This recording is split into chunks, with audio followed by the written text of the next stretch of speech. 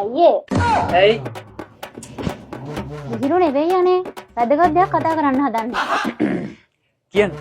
ඔයා කියන හැමදේම මට වැදගත් සුන්දරි. මට ආරංචි වුණා බොන කෙනෙක් කියලා. මට මේක තවත් හිතේ තියන් ඉන්න බෑ. කියන්නේ ඒක ඇත්තද කියලා? හිතේ තියන් නෙමෙයි කටේ තියන් බොන්නේ.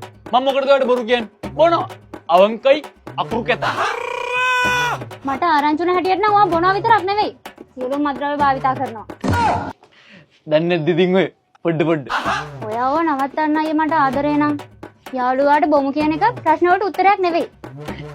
බොමු කියන එක උත්තරයක් නෙමෙයි. බොමු කියන එක තමයි ප්‍රශ්නේ. ආ කියන එකයි උත්තරේ. අනේ මං තරහයි.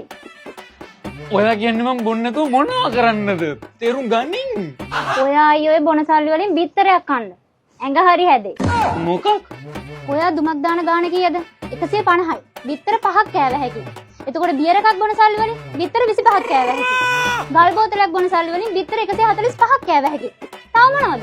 මොනවද? ගුලි. ගුලියක් කන සල්ලි වලින් බිත්තර 10ක් කෑව හැකියි.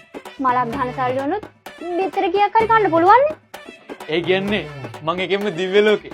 ත්‍යාගිඩා. ඒයි ඒ කියන්නේ මගේ තනි ජීවිතේ කැප කරලා කුකුලෝ කී දෙනෙක්ගේ ජීවිත බේරගෙන දෝ. මතරක ගන්න පෙරමුණ ගන්න යුතුයකම් දන්න විරුවානේ